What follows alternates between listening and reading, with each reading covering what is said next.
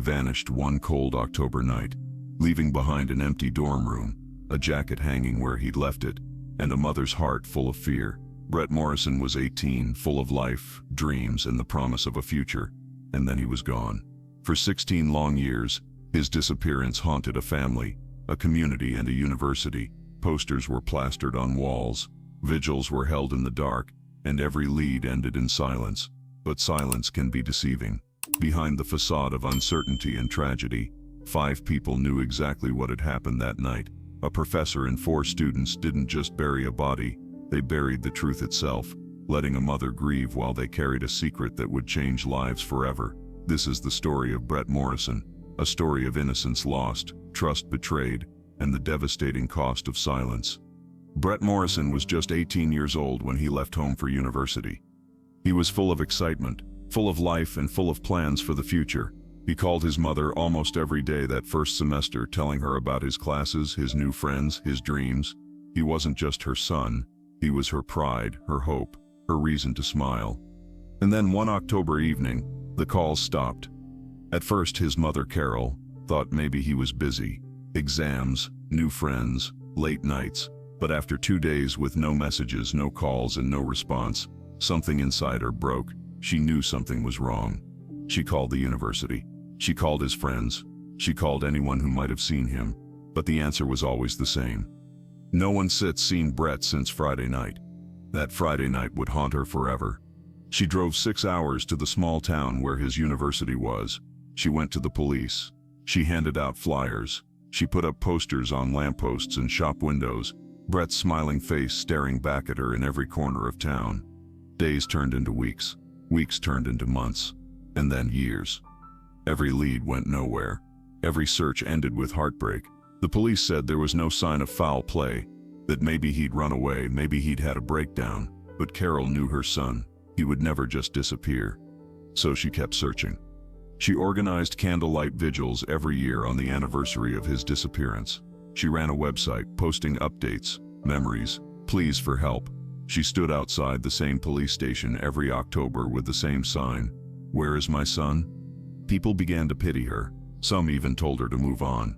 But she couldn't, because deep down she felt it. Brett was out there somewhere, maybe hurt, maybe lost, but not gone. What she didn't know was that 5 people she'd never met, already knew the truth. They had buried her son. They had buried the truth. And for 16 years, they had lived their lives as if nothing had happened. A respected professor, 4 promising students, all hiding behind silence. They watched Carol's interviews on TV. They saw her holding Brett's photo, crying into cameras, begging for answers, and they said nothing. They got jobs. They got married. They had children. They sat at dinner tables laughing with their families, while knowing they had destroyed someone else's. For them, silence was safety. For Carol, silence was torture. Every time the phone rang, she hoped it was news. Every time the police called, she prayed for answers. But the years only brought more disappointment. People forgot. Cases went cold, and the world moved on. But she didn't stat. She kept Brett's room exactly as he'd left it. The books on the shelf, the photos on the wall, the bed made just the way he liked it. She talked to him every night, as if he could still hear her. 16 years is a long time to live without truth. It's long enough for memories to fade, for hope to die, for pain to become part of you. But Carol's hope never died. Even when she was tired, even when people stopped believing, she refused to let go. And somewhere, deep inside those who had buried him, the silence was no longer peaceful, it was poison. One of them, Cole Murphy, woke up every night hearing Brett's voice. He saw his mother's face on the news. He saw what their silence had done, and he knew he couldn't keep the secret forever. But Carol didn't know that yet. All she had was the same question that had lived in her heart for 16 years. What really happened to my son? The world had moved on, but she was still standing, broken, alone, and waiting. The silence had protected the guilty. But for the mother who refused to stop searching, that same silence had become a promise. The truth will be found, no matter how long it takes. 16 years is a long time to live with a secret, especially one that kills you a little more every day. For Cole Murphy, that secret had become a shadow he could never escape. When he was 19, he'd been young, scared, and stupid. What began as a joke, An initiation meant to test courage turned into something no one could undo. He'd told himself for years that it wasn't his fault, that it had been an accident, that Dr. Fisher had made the real decisions. But deep down, he knew the truth. He had been there, he had helped, and he had stayed silent. Every day since, he'd seen Brett's face. In the shower, in his dreams, in the reflection of his own children's eyes. He'd built a life, a wife, 2 kids, a good job, but the guilt was always waiting, heavy and cold. Every time he saw a story on the news about missing people, his chest tightened, because he knew what it was like to make someone disappear. He'd told himself that no one would ever find out, that maybe time would wash it all away, but guilt doesn't fade. It grows, it whispers, it rots everything you build on top of it. One night, after putting his daughter to bed, Cole sat in the dark and realized he couldn't do it anymore. She was 7, the same age Brett had been when his mother first took him to school. He imagined her at 18, trusting people who might hurt her, and something inside him broke. He wrote a letter. No name, no signature, just the truth. It arrived at the police station months later, tucked inside a plain envelope, no fingerprints, no return address. But inside were the words Detective Emma Gallagher had been waiting 16 years to read. Brett Morrison didn't disappear. He was left behind. He fell. He was hurt. We buried him. Please find him. At first, the investigators thought it was another hoax. They'd had plenty over the years, but this one was different. It mentioned things only someone involved could know. The location near the old access road, the broken well, the name Fisher. Detective Gallagher reopened the case, quietly at first. No press, no noise, just persistence. And when she tracked Cole Murphy down, she didn't threaten him. She simply asked one question. Why now? Cole broke before she could ask another. He cried for the first time in years. Real tears, shaking hands, a man crushed under the weight of what he'd done. He told her everything. How it had started with a call to Brett's dorm, how they blindfolded him, how they left him near the old elevator, how he fell into the well. He told her how Brett was still alive when they found him, hurt, bleeding, confused but breathing, and how they could have saved him. But instead of calling an ambulance, they called their professor, Dr. Leonard Fisher. The man they trusted, the man who told them what to do next. Fisher arrived calm, collected, almost cold. He looked at Brett, checked his pulse, and said it wasn't serious. He said taking him to the hospital would ruin everything, their reputations, their futures, their families. He promised to take care of it. He told them to go home, to forget, to act normal. And they did. Cole said he never slept again after that night. The next morning, Fisher called them and said Brett had died, probably from the cold, maybe from the head injury. Then he gave them a choice: report it and destroy their lives, or bury him and live with it. They chose to live. But the truth never stayed buried. It just waited. 16 years later, Cole sat in that interrogation room, tears running down his face, whispering the words he'd been too afraid to say. Sorry. I so sorry. We didn't mean for him to die. It wasn't bravery that made him confess. It was exhaustion. It was guilt. It was the sound of his daughter laughing in the other room, a sound that reminded him that Carol Morrison had never heard her son laugh again. His confession reopened the case. It gave Detective Gallagher the thread she needed to pull, a thread that would unravel years of silence, lies, and fear. But as Cole finished speaking, Gallagher didn't thank him. She didn't comfort him.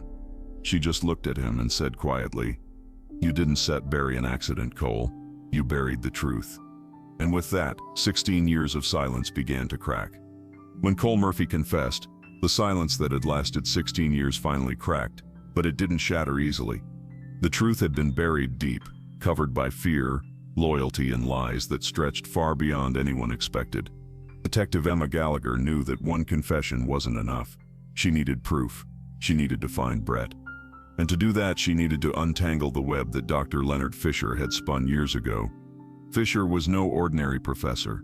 He was brilliant, charming, and deeply respected at the university. Students admired him. Colleagues trusted him. Parents sent their children to learn under him, never imagining what he was capable of. But behind that polished reputation was a man who believed he could control everything, even tragedy. When the police first questioned him in 2008, Fisher acted shocked by Brett's disappearance. He offered sympathy, helped organize search efforts, and even gave a speech at a campus vigil. He'd built his image around compassion, the kind of man who'd cry for a missing student. But what no one knew was that on the night Brett vanished, Fisher wasn't comforting anyone. He was covering up his own crime. The night Cole described matched perfectly with small inconsistencies in old police files. The call from Brett's dorm, the broken elevator shaft, the strange tire marks near the abandoned service road, dismissed back then as unrelated. Every clue that had once been ignored suddenly pointed straight toward Fisher and his students. Detective Gallagher reopened interviews with the others, the 4 students who had followed Fisher that night. At first they denied everything. 16 years had taught them how to lie without flinching, but Gallagher knew how to find the cracks. She showed them the letter. She showed them Cole Sipp's statement. And one by one their stories began to change. First it was Michael, now a lawyer, shaking as he spoke. He admitted they'd gone out that night, that Brett had been part of a prank. He said it was supposed to scare him, nothing more. Then came Daniel, who couldn't look her in the eyes. He said Fisher promised they all be protected, that he handle it. But the most heartbreaking truth came from a woman named Leah, one of the students who had once admired Fisher more than anyone. She said Brett wasn't chosen at random. Fisher had been angry with him.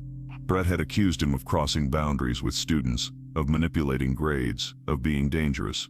Brett had planned to go to the dean. Fisher knew. So that prank wasn't just a prank, it was a warning. A night meant to silence him, to scare him enough to keep quiet. But it went too far. Leah said that when Brett fell, everyone panicked. He was still breathing, still moving. She begged Fisher to call an ambulance. He refused. He said, "No one sits dying tonight. No one sits going to prison. You all just go home." They obeyed him. Because that's what they'd been trained to do, obey. The next day, Fisher gathered them in his office. He told them Brett had died. He told them he'd buried him. He told them they had to live with it, or lose everything. And so they lied.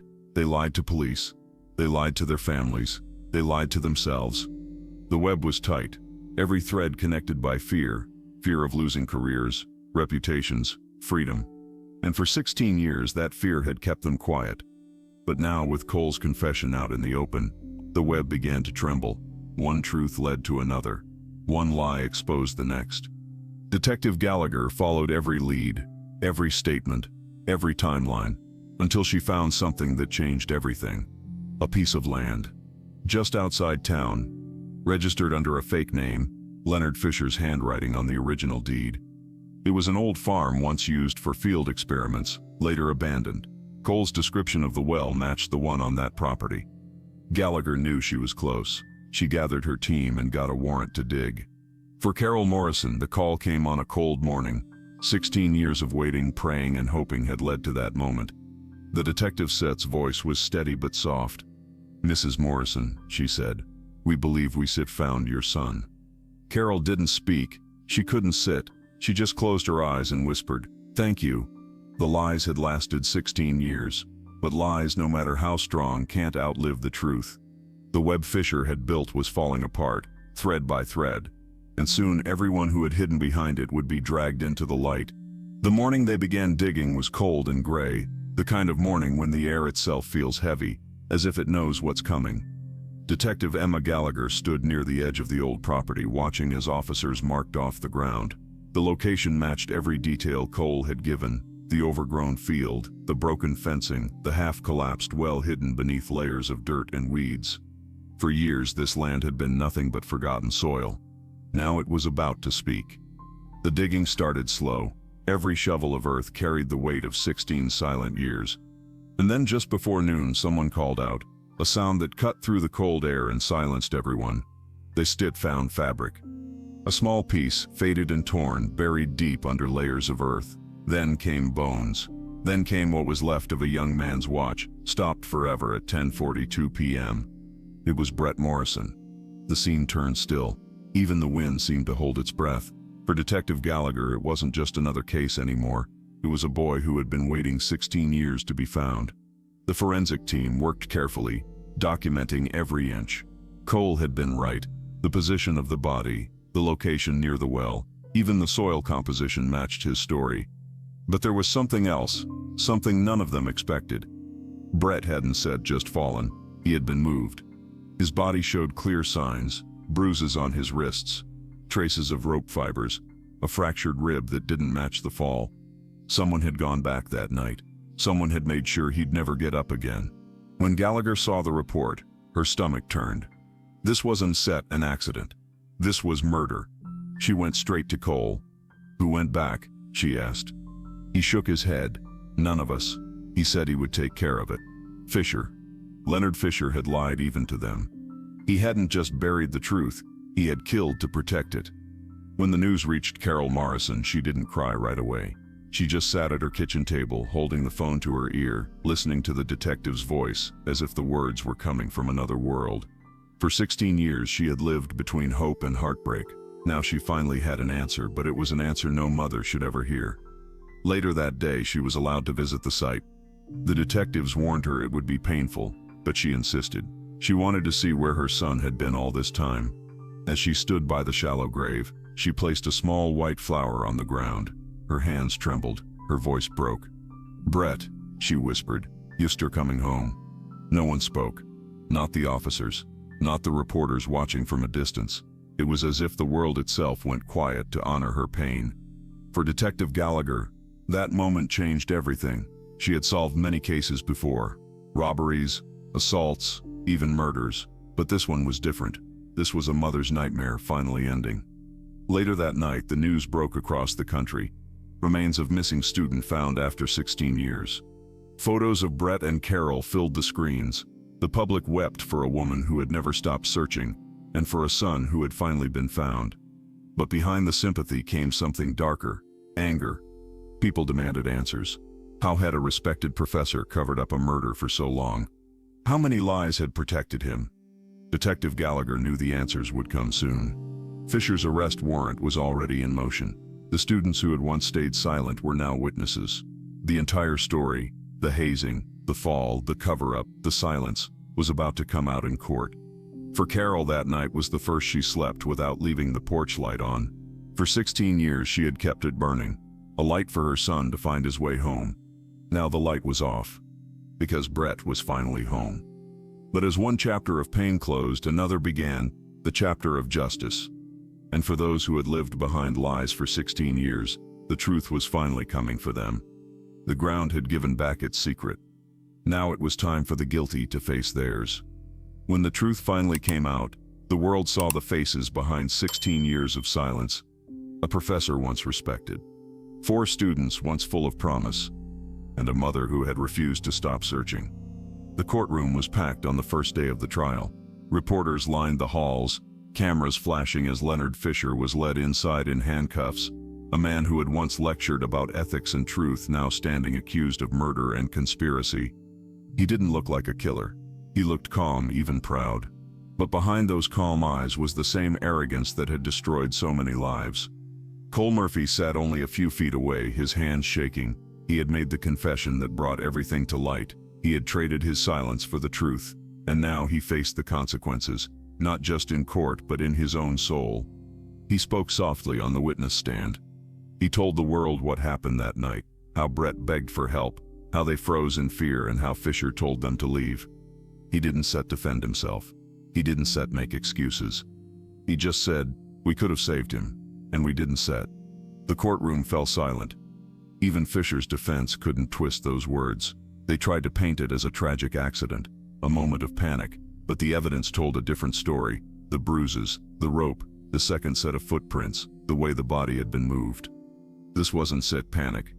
It was control. It was power. It was evil hidden behind intelligence. For Carol Morrison, every day in that courtroom was another wound. She sat quietly, clutching Brett's old photo, the one with his bright smile and kind eyes. When she looked at Fisher, she didn't see a man. She saw the silence that had stolen her son. During her testimony, she spoke only once, and her words pierced everyone in the room.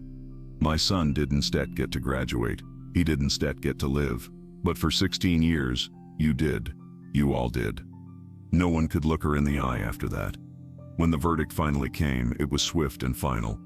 Leonard Fisher, guilty of second-degree murder, obstruction of justice, and conspiracy.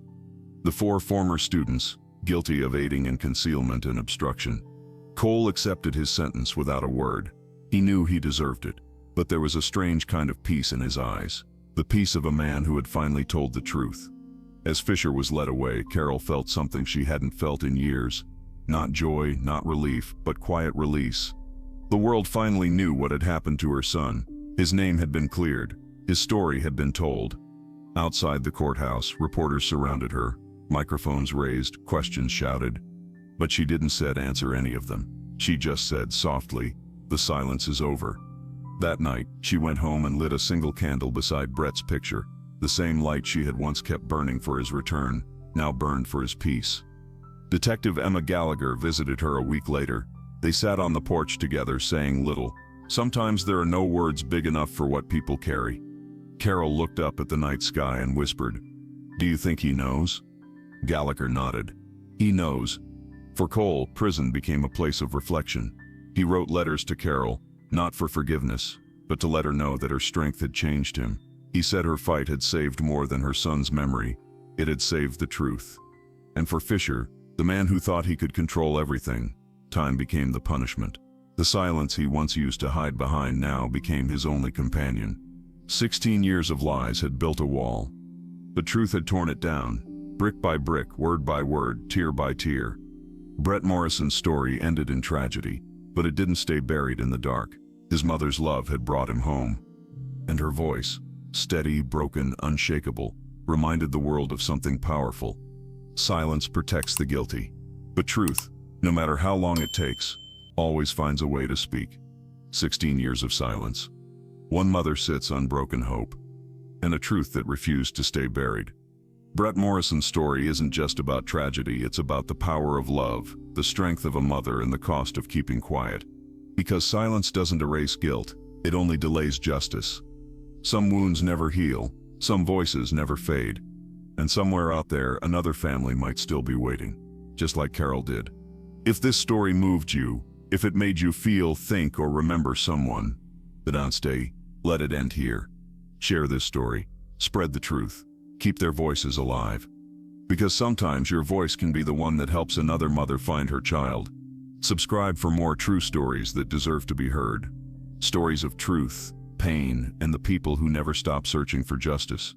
And remember, the world forgets easily, but we don't. Not until every silence is broken.